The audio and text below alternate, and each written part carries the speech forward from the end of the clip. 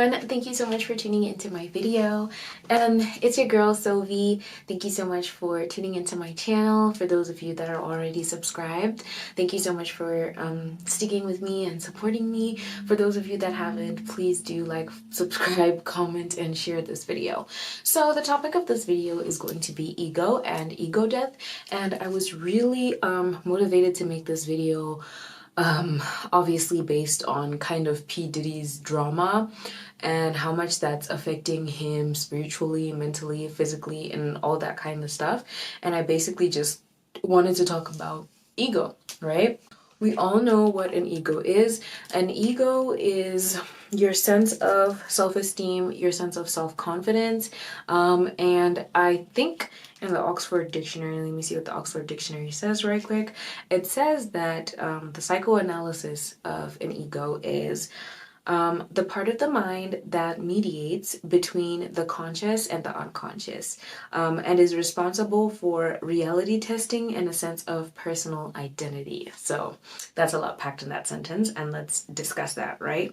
Reality testing and also a sense of personal identity. So first and foremost, I want to start by saying that like having an ego is not a bad thing at all. It's actually a really good thing. It's just that with all things in life, you kind of need to consume it or give into it, I would say, or rather use it as a tool to help you achieve the goals that you want, but you have to learn to mediate it. So nothing is good, nothing is bad.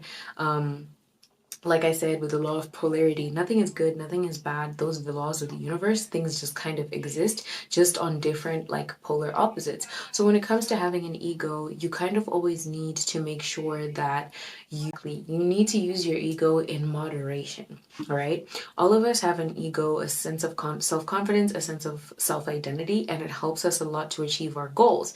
Like when you got that degree, when you started that new business, when you aced that exam, when you decided to get a new job, when you decided to move to a new country, when you decided to get into a relationship with someone new, or even when you decided to like move on from a relationship with someone. Basically all of those decisions were made based on like your ego, right? Your sense of identity. You moved away from something, or you moved into something because you felt like you identified with it, or you moved out of something or moved away from somewhere or left a relationship or a friendship because you felt like it wasn't aligned with your identity anymore.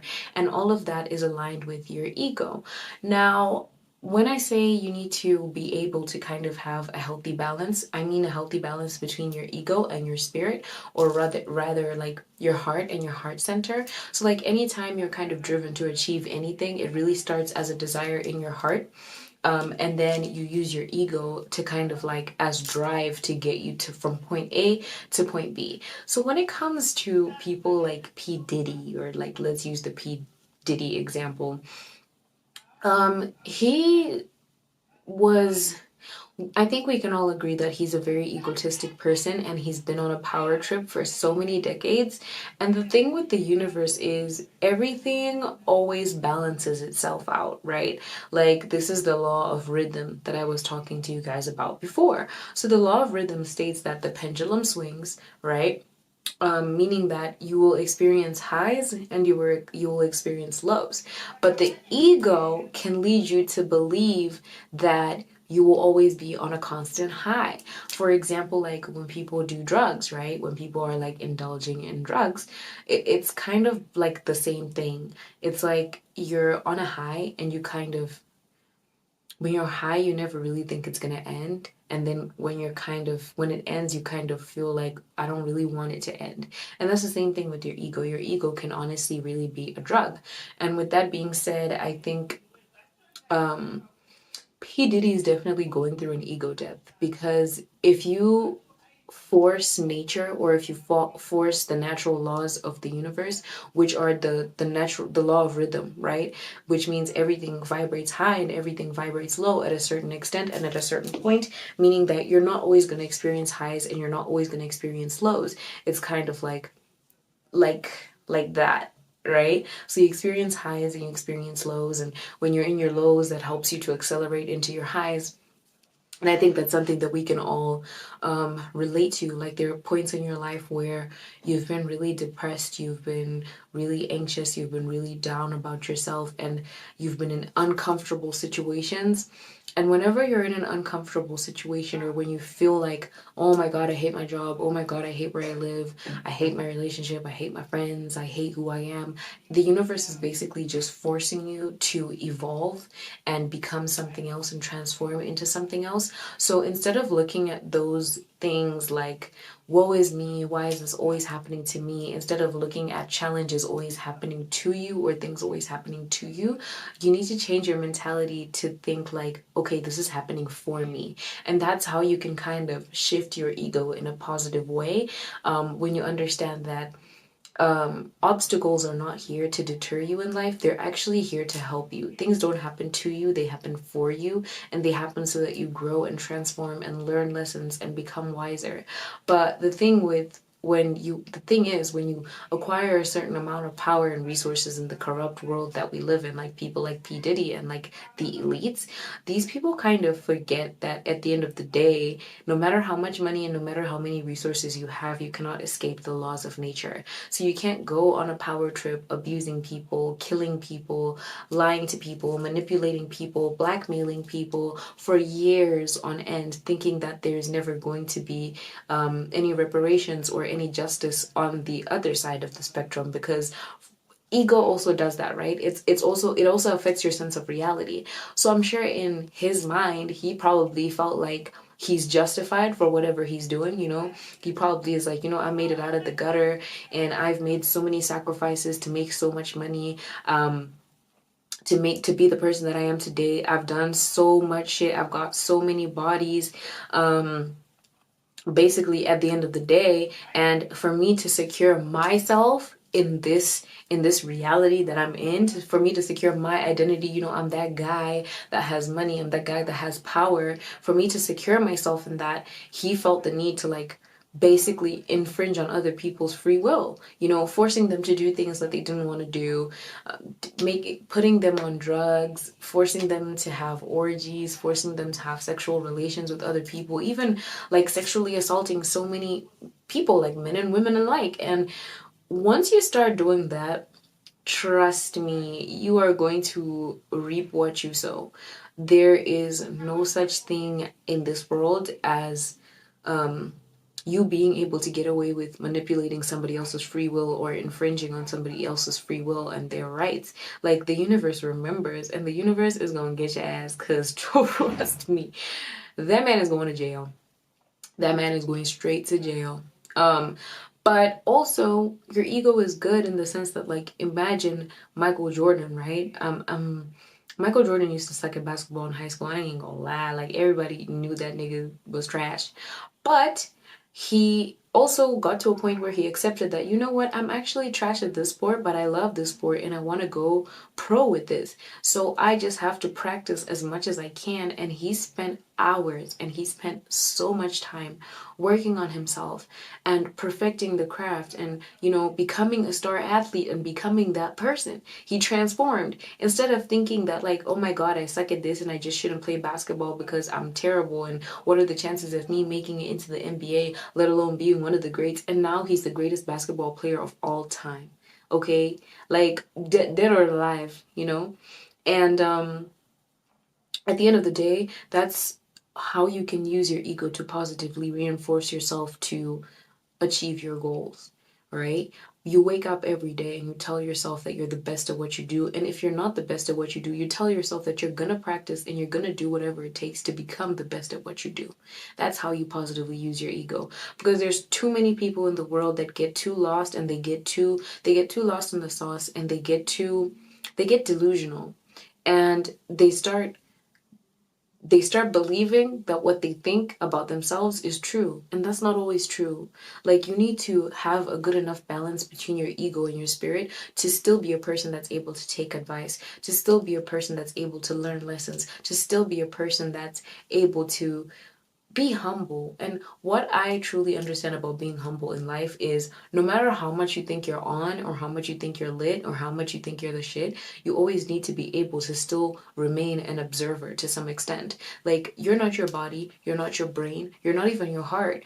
You are the consciousness that is within it, living and experiencing this human experience. And you constantly need to remind yourself of that. The ego is here to help you in this life, in this challenge that we call life, in these ups and downs, to pick you up when you're not feeling so good, and to also maintain a positive vibration for yourself to reach and attain higher, higher dimensions, higher levels of consciousness, whatever that looks like for you, whether that's having more money, whether that's kind of just being peaceful, not being depressed, having peace of mind, whatever that looks like for you. Your ego is there to help you when you need it. Imagine like the ego and the spirit being like, in like animations or in like cartoons where they have like the little devil on your shoulder, and they have like the little angel on your shoulder, and the devil is always like trying to tell you to do something bad, and the angel is always trying to tell you to do something good. Think of that as your ego being the devil, and your spirit or your consciousness, right? Or your higher self, whatever you want to call it, being the angel, right?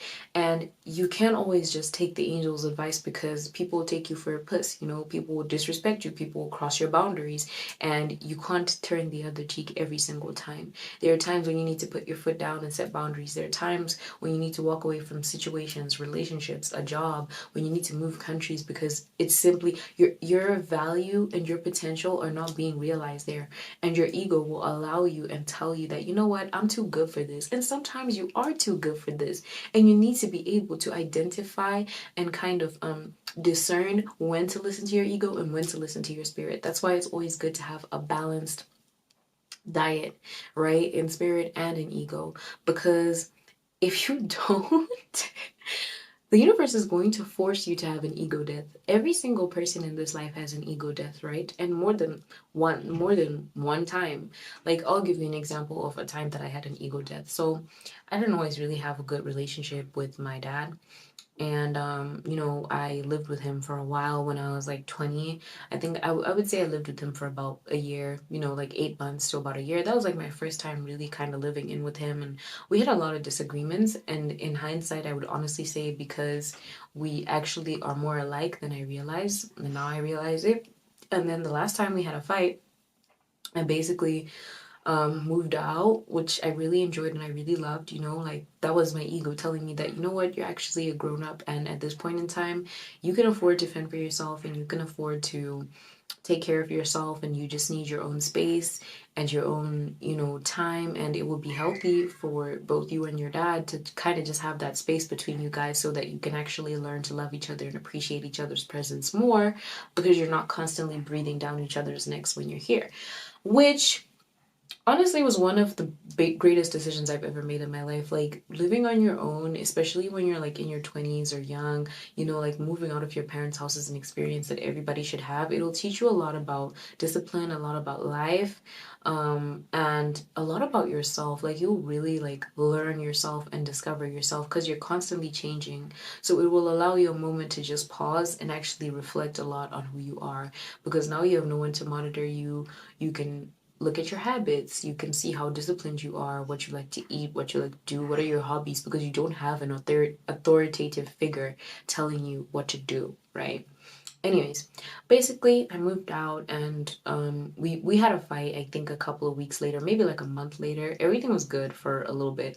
Then a month later, we had a fight about some money, which was, it was important to me, but in hindsight, it's petty now, because it doesn't even matter anymore. And then I blocked him, right? Blocked him on WhatsApp, blocked him on text, because I didn't want to talk to him. I just kind of felt like he's really selfish, and he doesn't really care about me, and I was just going through the most. And then I blocked him. And then I stopped talking to him for like a while. I probably didn't talk to him for like a year or so, or maybe like um quite a long time, like a couple of months, but I would say like 8 to 9 months. And then he got really sick, at some point, and then I was trying to reach him, but he couldn't even really use his phone. He couldn't really type because he was paralyzed from like the neck down. So he wasn't really able to communicate with me, and I was like in a different country at the time. I couldn't even afford to go and see him. And eventually he just like passed away. And because of my ego, like that really forced me to have an ego death and kind of look at like life like, damn, like at the end of the day, I was so mad, and like for what? Like I'm not even mad about it anymore. But now I'm just stuck with all this regret and wishing that things were different and that I had done things differently, because I would have loved to say goodbye. I would have loved to spend more time with him if I knew that this was going to be his last year alive. And it really made me like shift focus and really reflect on like my ego and like things that like also stem from ego. Like most of the times when you're angry, anger is just like really intense sadness about something, but the way that you react when you're angry is really more in tune with your ego. You know, when you're sad, you're more in tune with your spirit, because you know you can cry it out, you can really let yourself feel your emotions and really like allow yourself to just feel the emotions and get through it. But when you're angry, it's like a feeling that you hold on to. Like you can feel rage. Rage is like a waterfall. Like if I were to describe rage or anger, I would say it's like a waterfall, the biggest waterfall that you can imagine that you've ever seen. That's what it's like. It like pours into every cell of your body, into every single hair strand, and it really consumes you, which is exactly what your ego does. It really does consume you. And you need to check yourself, and you need to constantly surround yourself with people that hold you accountable for your actions. I'm not even gonna lie, I love my family and I love my friends because they're not afraid to check a hoe.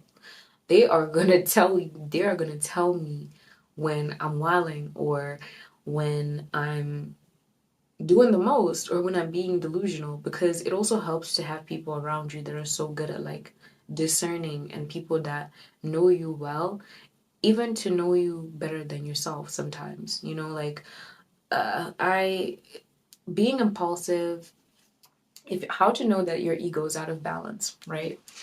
If you're an angry person, like if you're very short tempered, if you're just generally an angry person, like even if you're slow to anger, but when you do get angry, you blow up, your ego is definitely out of whack.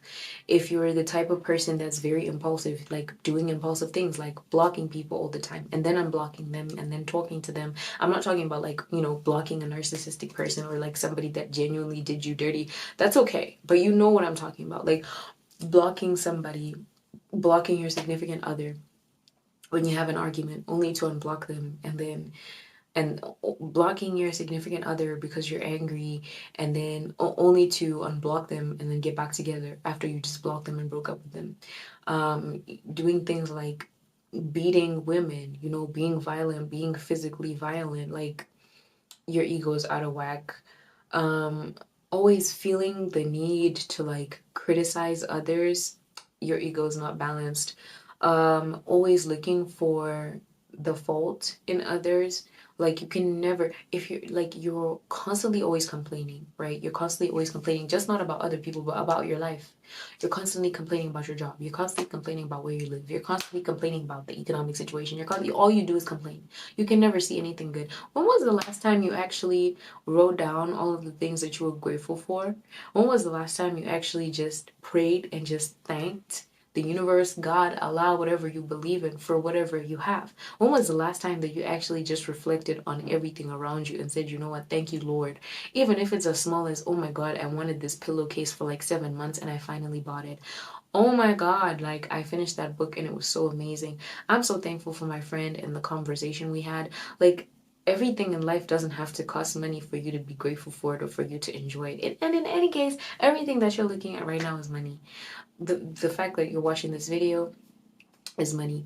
The fact that you are you have a phone or a laptop or an iPad or whatever it is that you're watching me from is money.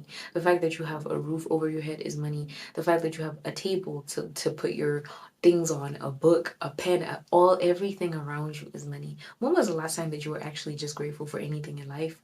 Like, that also shows that you have such a big ego, because your sense of self and your sense of reality is so much bigger than what's actually happening around you.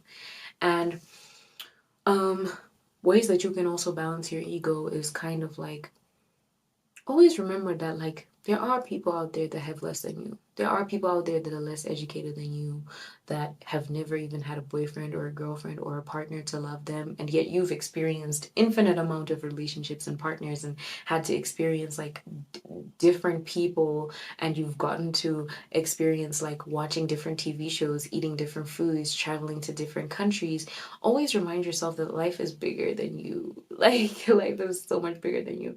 I'm gonna drop the link below where you can kind of see the scale of the observable universe, where it starts from like a tiny little atom, and then it like expands into like a chicken, and then a dog, and then a human being, and then like, you know, like an elephant, and then like a dinosaur, and like the earth, and then the moon, and all of this just to show you that like your life in the grand scheme of things, it matters, but it really doesn't matter. I hope that makes sense.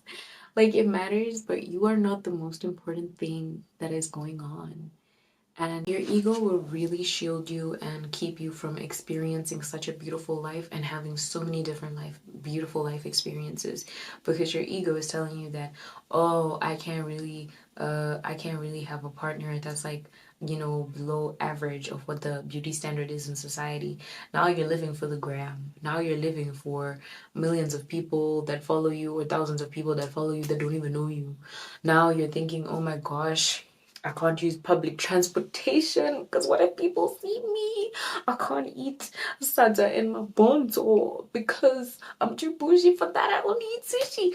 But you're missing out on a lot of life. You really are. And it's your own fault. Your ego will leave you miserable, alone, just like P. Diddy. I'm trying to think of other examples. I also had like other examples that, okay, Whitney Houston. Now, you know I love my girl Whitney. But Whitney Houston is such a great example of how your ego can actually deter like your life's purpose. Like Whitney Houston is one of the most blessed and graced people one of the most blessed people to grace this earth, right? Like she's literally called the voice. Like no other singer compares to Whitney Houston, dead or alive. Okay, nobody could go toe to toe with Whitney, and is going toe to toe with Whitney right now, period. But because of her ego, she got into drugs. She started dating this guy that she wanted, not even the type of person that she needed, or the type of person that was good for her. You know, like your ego will have you doing stuff like drugs, because now you have your own sense of reality, right? You're telling yourself, oh, I'm not really addicted to weed. I'm not really addicted to smoking cigarettes. I'm not really addicted to cocaine. I'm not really addicted to Molly. Because you have this false sense of control and this false sense of like possession of like um money and resources. You know, she always thought that she was always going to be lit and she was always going to be popping, because she's like, I can sing my ass off, and no matter what, no matter how much money I spend on drugs, no matter how much money I spend on alcohol, on lavish vacations, on a lavish lifestyle, I can always make it back. And look where that ended her, dead and broke. Okay. um and it's so sad because half the time you don't even realize that, like, as human beings, we're all interconnected, and every single action has like a reaction, right? The law of correspondence. So everything you do has a reaction, and not only will it affect you, but it will also affect people around you. Like, look at how much people are like doped up and coked up and doing drugs in the music industry. That started from like their greatest influences doing that shit, and now everybody thinks that it's cool. Look at how um you know, Whitney Houston's daughter killed herself, like just like her mom. Um, and it's really sad. Like even the whole P. Diddy situation, like that man is honestly like the devil, low key. He has really done a lot of messed up things in this life, and think about how his children feel finding out that he killed their mother. Like, imagine that. Imagine finding out that your father allegedly, everything I'm saying is alleged, by the way, allegedly killed your mother. That's really deep. All because he was on a power trip, all because he was high on power, all because he thought that he possessed everyone around him and thinks that he owns everyone around him and thinks that he can do whatever he wants. So yeah, guys, those are just a few of my examples. I hope this was a really helpful video, but really think about it. And if you are a person that lives within their ego and you have a false sense of self and a false sense of reality, then this is just, I'm hoping, a wake-up call for you to realize that it's not all sunny and roses. And the pendulum does swing. And one way or another, the rhythm of the universe will flow and it will go back into the way that it was meant to be. And when you're on an ego high, you will turn around and look at your life one day and be like, what have I done? Like, what have I actually achieved by doing all of this nonsense? And the more you dive into your ego and the more you feed into your ego, the further and further away that you stray away from your life purpose and your path.